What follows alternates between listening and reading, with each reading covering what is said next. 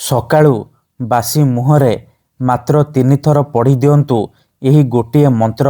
Guarantee ଦେଉଛି ସନ୍ଧ୍ୟା ସୁଦ୍ଧା ସେ ଝିଅ ପଟିଯିବ। ନିଜେ ଆସି ଆପଣଙ୍କୁ ଭଲ ପାଉଛି ବୋଲି କହିବ।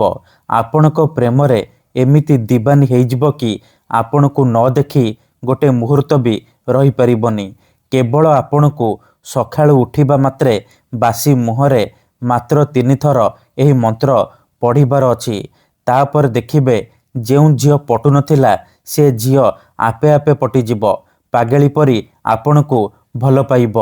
ହଁ ଫ୍ରେଣ୍ଡସ୍, ଯଦି ଆପଣ ନିଜ ପସନ୍ଦର କୁଆଁରୀ ଝିଅକୁ ପଟେଇବାକୁ ଚାହୁଁଛନ୍ତି, ତାକୁ ମନେ ମନେ ଭଲ ପାଉଛନ୍ତି, କିନ୍ତୁ ଯେତେ ଚେଷ୍ଟା କଲେ ମଧ୍ୟ ତାକୁ ପଟେଇ ପାରୁନାହାନ୍ତି, ଆଉ ଆପଣ ଚାହୁଁଛନ୍ତି କି ସେ ଝିଅ ନିଜେ ଆସି ଆପଣଙ୍କୁ ଭଲ ପାଉଛି ବୋଲି କହୁ, ତେବେ ମୋ କଥା ମାନି ମାତ୍ର ଥରେ ଏହି ବଶୀକରଣ କରିକି ଦେଖନ୍ତୁ।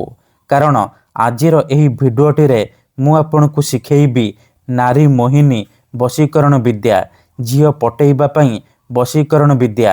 କେବଳ ଏହି ମନ୍ତ୍ରକୁ ସକାଳୁ ବାସି ମୁହଁରେ ପଢ଼ିବାର ଅଛି। ଗ୍ୟାରେଣ୍ଟି ଦେଉଛି ଯେମିତି ଆପଣ ସକାଳୁ ମନ୍ତ୍ରକୁ ପଢ଼ିବେ, ସେ ଝିଅ ହେଉ ବା ବିବାହିତା ନାରୀ ଆପଣଙ୍କର ବଶରେ ହେଇଯିବ। ଆପଣଙ୍କର ସବୁ କଥା ମାନିବ। ଆପଣ ତାକୁ ଯାହା କହିବେ ସିଏ କରିବ। ନମସ୍କାର ଫ୍ରେଣ୍ଡସ୍, ଓଡ଼ିଆ ଫଣ୍ଡା ଚ୍ୟାନେଲକୁ ଆପଣମାନଙ୍କୁ ସ୍ୱାଗତ।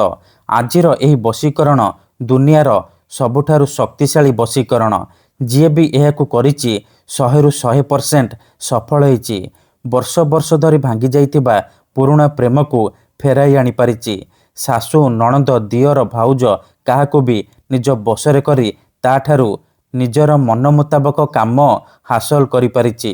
ତେଣୁ ଆପଣ ବି ମୋ କଥା ମାନି ଏହି ବଶୀକରଣ କରିକି ଦେଖନ୍ତୁ। ତାପରେ ଦେଖିବେ ଚମତ୍କାର। କିପରି ସେହି ସମୟଠାରୁ ସେ ଝିଅ ବା ନାରୀ ଆପଣଙ୍କ ପ୍ରେମରେ ଦିବାନୀ ହେଇଯିବ।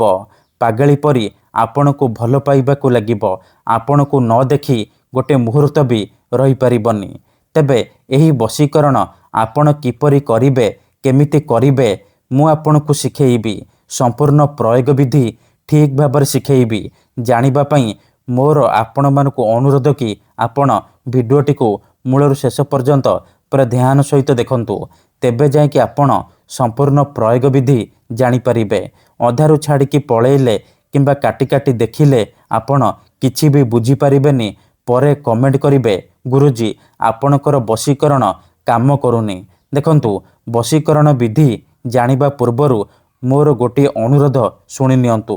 ଯେଉଁପରି ଆପଣ ଭଗବାନଙ୍କୁ ମାନୁଛନ୍ତି, ଭଗବାନଙ୍କ ଉପରେ ବିଶ୍ୱାସ ରଖିଛନ୍ତି, ନିଜର ସବୁ ଦୁଃଖ କଷ୍ଟ ଅସୁବିଧା ଭଗବାନଙ୍କୁ ଜଣାଉଛନ୍ତି, ଯଦି ସେ ଅସୁବିଧାର ସମାଧାନ ନ ହେଲା ତାର ମାନେ ନୁହେଁ କି ଭଗବାନ ନାହାନ୍ତି। ସେହିପରି ମନ୍ତ୍ର ତନ୍ତ୍ର ହୁଏ, ବଶୀକରଣ କାମ କରେ, କିନ୍ତୁ ଏହାକୁ ଆପଣଙ୍କୁ ସିଦ୍ଧ କରିବାକୁ ପଡ଼ିବ। ପ୍ରୟୋଗ ବିଧିକୁ ଠିକ୍ ଭାବରେ କରିବାକୁ ପଡ଼ିବ। ତେବେ ଯାଇ ମୁଁ ଆପଣଙ୍କୁ ଗ୍ୟାରେଣ୍ଟି ଦେଉଛି ଆପଣ ଯେଉଁ ଝିଅ ବା ବିବାହିତା ନାରୀକୁ ଚାହିଁବେ ବା ସୁନ୍ଦରୀ ଭାଉଜକୁ ଚାହିଁବେ, ତାକୁ ଅତି ସହଜରେ ପଟେଇ ପାରିବେ, ତାକୁ ନିଜ ବଶରେ କରିପାରିବେ, ତାଠାରୁ ନିଜର ମନ ମୁତାବକ କାମ ହାସଲ କରିପାରିବେ। ସିଏ ଆପଣଙ୍କୁ କୌଣସି ପ୍ରକାର ବାଧା ଦେବ ନାହିଁ। ତେବେ ବଶୀକରଣ କରିବା ପୂର୍ବରୁ ବଶୀକରଣ ବିଷୟରେ କିଛି ଜାଣି ରଖନ୍ତୁ। ବଶୀକରଣ କ'ଣ ପାଇଁ କରାଯାଏ?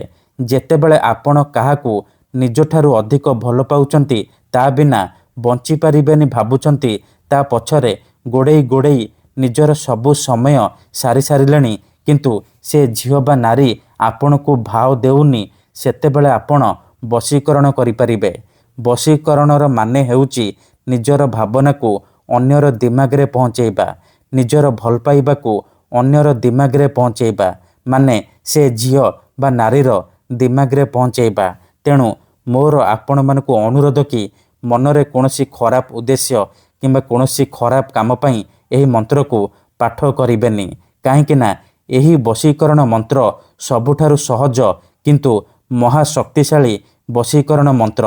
ଏହି ମନ୍ତ୍ରକୁ ଯଦି ଆପଣ ସକାଳୁ ଉଠିବା ମାତ୍ରେ ବାସି ମୁହଁରେ ପଢ଼ିଦେବେ, ସେପଟେ ସେ ଝିଅ ବା ନାରୀ ବିଚଳିତ ହୋଇ ଉଠିବ, ଆପଣଙ୍କ ଆଡ଼କୁ ଆକର୍ଷିତ ହେବାକୁ ଲାଗିବ। ଯେପର୍ଯ୍ୟନ୍ତ ଆପଣଙ୍କୁ ଦେଖିନି ଆପଣଙ୍କ ସହିତ ସମ୍ପର୍କ ରଖିନି ସିଏ ଖାଲି ଛଟପଟ ହେବ। ତେଣୁ ଯଦି ଆପଣ ଏହି ବଶୀକରଣ କରିବାକୁ ଚାହୁଁଛନ୍ତି, ସେ ଝିଅ ବା ନାରୀକୁ ପଟେଇବାକୁ ଚାହୁଁଛନ୍ତି, ତାକୁ ନିଜ ବଶରେ କରି ତାଠାରୁ ନିଜର ମନ ମୁତାବକ କାମ ହାସଲ କରିବାକୁ ଚାହୁଁଛନ୍ତି, ତେଣୁ ମୋର ଆପଣମାନଙ୍କୁ ଅନୁରୋଧ କି ଆପଣ ଭିଡ଼ିଓଟିକୁ ମୂଳରୁ ଶେଷ ପର୍ଯ୍ୟନ୍ତ ପୁରା ଧ୍ୟାନ ସହିତ ଦେଖନ୍ତୁ। ବିଧିଟି ଜାଣିବା ପୂର୍ବରୁ ଯଦି ଆପଣ ଆମ ଚ୍ୟାନେଲକୁ ପ୍ରଥମ ଥର ଆସିଛନ୍ତି, ତେବେ ଦୟାକରି ଚ୍ୟାନେଲକୁ ସବସ୍କ୍ରାଇବ୍ କରି ପାଖରେ ଥିବା ବେଲ୍ ଆଇକନ୍କୁ ମଧ୍ୟ ଦବାଇ ଦିଅନ୍ତୁ, ଯାହାଦ୍ୱାରା ଆମେ ଯେଉଁ ବି ଭିଡ଼ିଓ ଅପଲୋଡ଼ କରିବୁ ସର୍ବପ୍ରଥମେ ଆପଣ ଦେଖିପାରିବେ। ମନେ ରଖନ୍ତୁ, ଏହି ବଶୀକରଣ ବିଧିକୁ ଆପଣ କେଉଁ ବି ବାରରେ କରିପାରିବେ, କିନ୍ତୁ ଯେବେ ବି କରିବେ ସକାଳୁ ବାସି ମୁହଁରେ କରିବେ। ବିନା ହାତ ଗୋଡ଼ ଧୋଇକି ସକାଳୁ ବାସି ମୁହଁରେ କରିବେ। ପ୍ରଥମେ ଆପଣ କ'ଣ କରିବେ, ଯେତେବେଳେ ରାତିରେ ଶୋଇବା ପାଇଁ ଯିବେ, ଗୋଟିଏ ଗ୍ଲାସରେ ଚିନି ପାଣି ଆଣିବେ। ତାପରେ ସେ ପାଣି ଗ୍ଲାସକୁ ନିଜର ସାମ୍ନାରେ ରଖିବେ ଆଉ 7 ଥର ସେଇ ଝିଅର ନାମ କହିବେ ବା ନାରୀର ନାମ କହିବେ ଯାହାକୁ ଆପଣ ବଶରେ କରିବାକୁ ଚାହୁଁଛନ୍ତି। ପ୍ରଥମେ ଆପଣ ସେ ଝିଅ ବା ନାରୀକୁ ମନେ ମନେ ଭାବିବେ, ତାର ମୁହଁକୁ ନିଜ ମନରେ ଭାବିବେ। ତାପରେ 7 ଥର ସେ ଝିଅ ବା ନାରୀର ନାମ କହି ପାଣି ଗ୍ଲାସରେ 3 ଥର ଫୁଙ୍କିଦେବେ। ତାପରେ ସେ ପାଣି ଗ୍ଲାସକୁ ନିଜର ଖଟ ତଳେ ରଖିକି ଶୋଇପଡ଼ିବେ। ଯଦି ଆପଣ ଖଟରେ ଶୋଉନାହାନ୍ତି, ତଳେ ଶୋଉଛନ୍ତି, ତେବେ ଆପଣ ସେ ପାଣି ଗ୍ଲାସକୁ ନିଜର ମୁଣ୍ଡ ପାଖରେ ରଖିକି ଆପଣ ଶୋଇପଡ଼ିବେ। ସକାଳୁ ଉଠିବା ମାତ୍ରେ ଆପଣ ବାସି ମୁହଁରେ ବିନା ହାତ ଗୋଡ଼ ଧୋଇକି ଆପଣ ବାସି ମୁହଁରେ ଆଖି ବନ୍ଦ କରିକି ସେଇ ଝିଅ ବା ନାରୀକୁ ମନେ ମନେ ଭାବିବେ, ତାର ମୁହଁକୁ ନିଜ ମନରେ ଭାବିବେ। ତାପରେ ଏହି ମନ୍ତ୍ରକୁ 3 ଥର ପଢ଼ିବେ ଆଉ 3 ଢୋକ ପାଣି ଆପଣ ପିଇଦେବେ। ଦେଖନ୍ତୁ, ମନେକର ଆପଣ ଯେଉଁ ଝିଅ ବା ନାରୀକୁ ବଶରେ କରିବାକୁ ଚାହୁଁଛନ୍ତି ତାର ନାମ ହେଉଛି ସବିତା, ତେବେ ଆପଣ ମନ୍ତ୍ରକୁ ଏହିପରି ପଢ଼ିବେ, ସବିତା ତୀବ୍ର ବଶୀଭୂତଂ, ସବିତା ତୀବ୍ର ବଶୀଭୂତଂ। ଥରେ ଆପଣ କହିବେ ସବିତା ତୀବ୍ର ବଶୀଭୂତଂ, ଗୋଟିଏ ଢୋକ ପାଣି ଆପଣ ପିଇଦେବେ। ଆଉ ଥରେ କହିବେ ସବିତା ତୀବ୍ର ବଶୀଭୂତଂ, ଆଉ ଗୋଟିଏ ଢୋକ ପାଣି ପିଇଦେବେ।